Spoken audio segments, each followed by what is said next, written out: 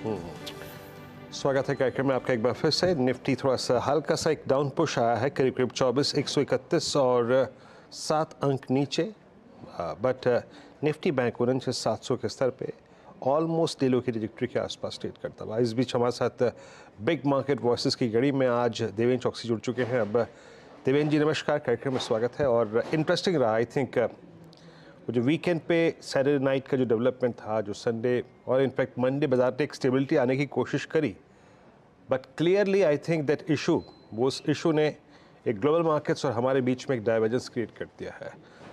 कल भी ऐसा रहा, आज भी आई थिंक ये एक्सपायरी थोड़ा सा हमको बचा रही है, अदरवाइज सेंटिमेंट लो ही लग रहे हैं।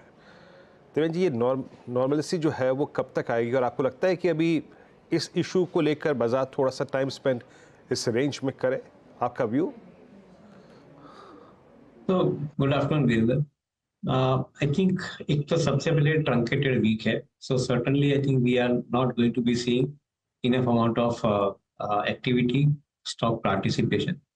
दूसरी तरफ हम बाजार के अंदर देख रहे हैं कि I think sector rotation, stock rotation की प्रक्रिया अभी चालू है, बिकॉज ज्यादातर कंपनी के जिसके नतीजे आ चुके हैं उनके अंदर definitely I think the profit booking stroke rotation of money is now already started taking place. तीसरी चीज जो मैं ऑब्जर्व कर रहा हूँ कि ये साल के अंदर अभी हाई बेस इफेक्ट रिफ्लेक्ट होनी शुरू हो गई है। गए साल के अंदर एक ऐसी परिस्थिति थी कि जिसके अंदर लोअर बेस के ऊपर हायर ग्रोथ दिख रहा था। आज की तारीख के अंदर हायर बेस के ऊपर जो ग्रोथ दिख रहा है वो मॉडरेट ग्रोथ दिख रहा है। सो ऑब्वियस है कि जो वैल्यूएशंस कंपनी के जो दाम है कंपनियों के, वो दाम शायद थोड़े बहुत करेक्ट होने जरूरी बनते हैं, because I think on last year it was a higher calculation of growth. इस साल के अंदर growth assumption itself is I think taper it down. So मेरा ऐसा मानना है कि to a greater extent because of this reason market के अंदर थोड़ा बहुत प्रॉफिट बुकिंग आना संभवित है। और जो स्टॉक के अंदर हाई पी है, जहाँ पे हाई वैल्यूएशन है, वो सबसे पहले आई थिंक सेक्टर रोटेशन या स्टॉक रोटेशन के दायरे में अंदर एंटर हो जाएंगे। तो मैं ऐसा समझता हूँ कि I think current month is likely to go like this only, क्योंकि काफी हद तक आई थिंक पोर्टफोलियो चर्निंग का प्रोसेस चालू है, including from mutual fund side also. जहां तक जो इंडेक्स स्टॉक का सवाल है, फ्रंटलाइन स्टॉक का सवाल है, वो स्टॉक के अंदर मुझे कोई ज्यादा दिक्कत नहीं दिख रही है, because I think those companies are relatively not premium priced. I think they are basically I think price better than I think the mid cap and small cap stocks. तो शायद मैं ऐसा समझता हूँ कि बड़ी कंपनियां हैं जिसके अंदर ग्रोथ की अपॉर्चुनिटी अच्छी दिख रही है, तो वहां पे शायद बाइंग रिटर्न हो सकता है इन अ क्विक सक्सेशन। सो मैं ऐसा समझता हूँ कि आई थिंक ये करेक्शन इन द प्राइस या fall in the price may be due to the MSCI kind of index inclusion exclusions. मैं ऐसा समझता हूँ कि आई थिंक ये correction in the price for the large cap companies, particularly जो निफ्टी 50 के अंदर है, उनके लिए आई थिंक शायद एक correction in the price will be a buy opportunity for investors. अच्छा देवेंद्र जी, जो एक दो स्पेस ऐसे थे जिनको हम काफ़ी हाई पी पर एंटरटेन करते थे, रियल स्टेट एंसिलरी में, इस बार उनमें कूलिंग ऑफ बहुत अच्छी हुई है, और मेरे ख्याल से ऐसी कूलिंग ऑफ फर्स्ट या सेकेंड टाइम इनके एंटायर करियर में हो रही है। Look at Astral in 2 sessions 3 sessions, और इनफैक्ट एंटायर वीक बहुत शेडिंग हुई है यहाँ पर Devendra ji. Same is the case with Polycab. Numbers अच्छे नहीं थे, मार्जिन्स पे प्रेशर था, क्लियरली विजिबल था, वॉल्यूम्स थोड़े से कम हुए थे। आपका टेक इस वक्त पॉलीकैप पे, एस्ट्रल पे, और specially this real estate ancillary space? आप जो बिल्डिंग मटेरियल स्पेस की हम जो बात कर रहे हैं, ancillary companies to attach to the prospects of real estate, उनके अंदर मैं कोई नेगेटिव ट्रेंड नहीं देख रहा हूँ। सबसे पहली बात, I think the names which you mention, they are actually good companies. However, जैसे पहले भी हम लोग ने पास में बात की कि good companies but at a premium price. ये प्रीमियम प्राइस की जो इम्पैक्ट है वो करेक्शन होनी जरूरी बनती है, because those investors stroke traders जिन्होंने कंपनी के अंदर बेस्ड ऑन द नैरेटिव, जिन्होंने स्टॉक बाई किए, जिन्होंने कंपनी के फंडामेंटल को ध्यान में नहीं रखा है और खाली नैरेटिव के अंदर स्टॉक बाई किए, वहां पे उनको शायद थोड़ी तकलीफ आ सकती है, because I think they will find themselves on the wrong side of the stock price. मैं मानता हूं कि अगर पॉलीकेट और अस्ट्रल जैसी कंपनी के अंदर प्राइस करेक्शन आता है, it would be an excellent opportunity for long term investors, क्योंकि ये प्राइस करेक्शन बहुत जरूरी है। Fundamentals of this company remains absolutely intact, correction in the price would bring good amount of investors into the company once again afresh, and that is where I think I would like to put my money behind it. एक अच्छा correction के बाद I think again these companies could be probably relooked at from the investment point of view. Veeru mention कर रहे थे देवेन कि कुछ ऐसी कंपनियां जिसके हाई पीस को हमने काफ़ी एंटरटेन किया है, उसमें रियल एस्टेट की तो बात आप कर ही रहे हैं, लेकिन डिफेंस कंपनियां भी शामिल होती हैं और आपकी रेलवे कंपनियां भी शामिल होती हैं। कंसिडरिंग कुछ स्टॉक्स में करेक्शन देखने को मिला है, आपका रुझान क्या रहेगा? क्या कुछ और करेक्ट होती हुई दिखाई दे सकता है ये pocket, specially on the defence side? क्योंकि results has been largely a mixed bag. कुछ देर पहले हमने मस्गांव के नंबर्स देखे, अच्छे थे, हाल का परफॉर्मेंस ओके था, लेकिन पिछले हफ्ते बीडीएल ने बहुत निराश किया, Garden Reach was okay, nothing great to write home about. आपकी अप्रोच क्या रहेगी? Harshada, actually speaking I think यहाँ पे जो मार्केट के अंदर जो अभी करंट पार्टिसिपेंट्स हैं, they are a bunch of impatient investors stroke traders जो आई थिंक मार्केट के मोमेंटम के साथ में जुड़े हुए हैं।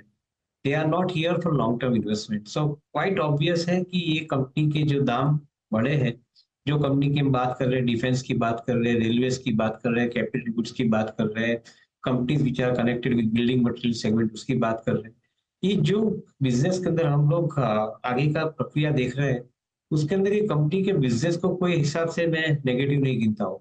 मैं समझता हूँ कि business visibility is also equally powerful. Only question जो हमने पास में भी बहुत टाइम डिस्कस किया है इज ऑन वैल्यूएशन। अगर आप कोई अच्छी कंपनी को बहुत प्रीमियम वैल्यूएशन दोगे तो डेफिनेटली आई थिंक उसके ऊपर आपका ग्रोथ का एक्सपेक्टेशन बढ़ जाएगा, and growth can not happen because market is given a premium valuation. एक 11-11.5% का सपोज नॉमिनल जीडीपी ग्रोथ आता है, रियल एस्टेट करीबन 15% से 17% के बीच में बढ़ता है। अगर उसके साथ में जो जुड़ी कंपनियां हैं वो शायद सपोज 20% से बढ़ती है, अगर आप वो कंपनी को 60 का पी दोगे तो that means your assumption is that this company is going to double the money in less than 1.5 year time, which is not the reality. ये 3 साल में होने वाला है पैसा डबल, प्रॉफिट का बेस 3 साल में बढ़ने वाला है because of 20% growth kind of. So मैं ऐसा समझता हूँ कि आई थिंक ये करेक्शन बहुत इंपरेटिव है, जरूरी है हेल्दी मार्केट के लिए। मे बी जो इम्पेशेंट लोग हैं वो मार्केट में से अपना माल छोड़ देंगे, एंड जो पेशेंट इन्वेस्टर है उसके वहाँ आई थिंक एक अपॉर्चुनिटी बनेगी इन्वेस्टमेंट करने के लिए। So I think one should welcome this kind of a price correction in the market. इस बीच अनुज को एक काम था वैसे काम के अनुज कहते हैं। अनुज आप जल्दी आ गए। नहीं वीरू, असल में इंडेक्स में ना मेरे को मैं सोचे कहाँ छोड़ गए होंगे। मुझे फीलिंग आ रही थी कि इससे बेटर टाइम नहीं मिलेगा वो काम निपटाने का, और मैं वो निपटा के आ गया। और जहाँ पर मैं छोड़ के गया था निफ्टी और बैंक निफ्टी को, वहाँ से आपने और हर्षदा ने इसको एक पॉइंट भी नहीं वहीं का वहीं पर निफ्टी और बैंक निफ्टी बहुत ज़्यादा आज एकदम टिपिकल एक्सपायरी वाला दिन है। चलिए एक काम करते हैं। Deven good afternoon.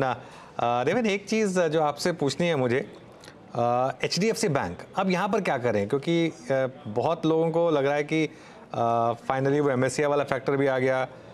अब क्या ये स्टॉक यहाँ से अपनी अंडर परफॉर्मेंस खत्म करेगा या अभी भी अंडर परफॉर्मर ही रहेगा? आपका क्या व्यू है?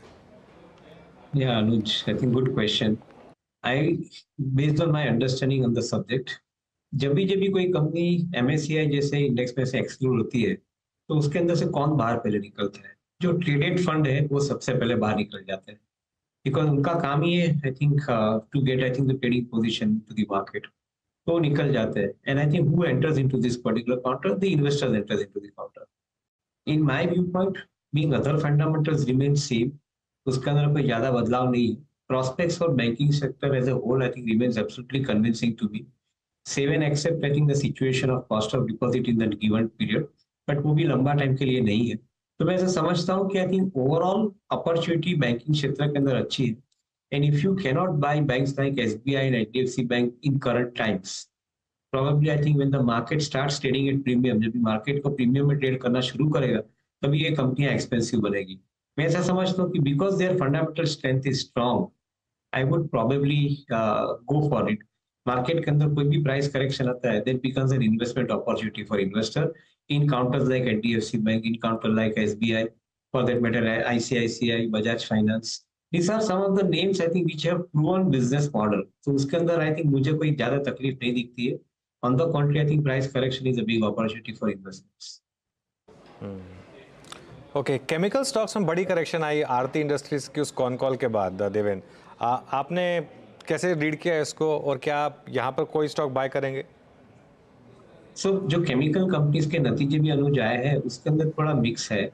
I think in some of the companies cases I think the pipeline inventory is cleared and as a result of which I think they don't have the overhang of high cost of material in their pipeline. Because of which I think ये अगले समय के अंदर उनको अभी profit margin protect होते दिख रहा है. At the same time, I think demand scenario remains by and large very robust, I think, for most of the companies. In fact, every single company is basically talking about, I think, better times going forward for them. So मैं ऐसा समझता हूँ कि selectively, I think some companies will remain good. Within our selection criteria, I think we have found few companies interestingly positioned, and one among them is PI Industries. हमें ऐसा लग रहा है कि I think this particular company के अंदर आगे आने के समय के साथ में एक अच्छी opportunity बनती है because of their business model per se itself. And at the same time, I think their customers are now picking up the material, which is giving them the better amount of runway for the purpose of, I think, seeing the growth. So I guess, I think this is a company which one can look at. Similarly, there are other companies in the chemical segment particularly. Maybe I think though it is not directly connected to the specialty chemical, but still I think in pharma segment with API business, DVs could become, I think, one of the better choice for investors. Rest of the other smaller companies, they are still vulnerable. We also looked at likes of SRF, I think promising, but at the same time, I think the commoditized margin के कारण शायद इतना growth immediately नहीं देखने मिले ऐसा हमें लग रहा है. But फिर भी I think this company looks even a little bit more promising than what it was before in last 2 quarters. So maybe selective companies का ध्यान देना चाहिए ऐसा मेरा मानना. देवेन, कोई विचार आपके रिसेंट लिस्टिंग्स पर? कल हमने 2 धमाके देखे, यूनिकॉमर्स और ऑफ कोर्स ब्रेन बीज.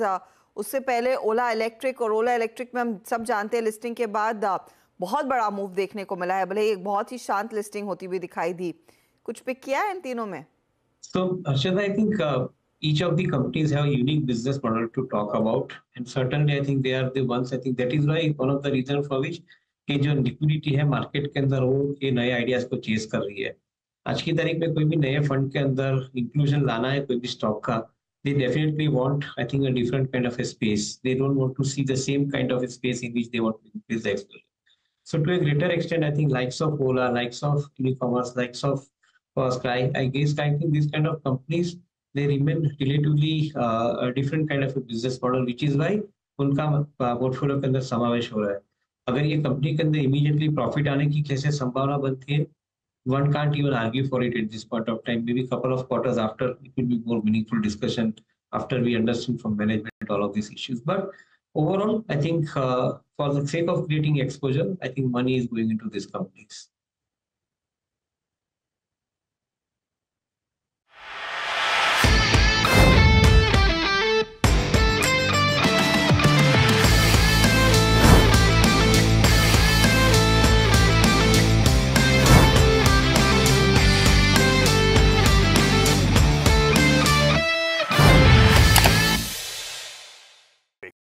बता दें कि मनी कंट्रोल पर दिए गए विचार एक्सपर्ट्स के अपने निजी विचार होते हैं. वेबसाइट या मैनेजमेंट इसके लिए उत्तरदायी नहीं है. यूजर्स को मनी कंट्रोल की सलाह है कि कोई भी निवेश निर्णय लेने से पहले सर्टिफाइड एक्सपर्ट की सलाह लें.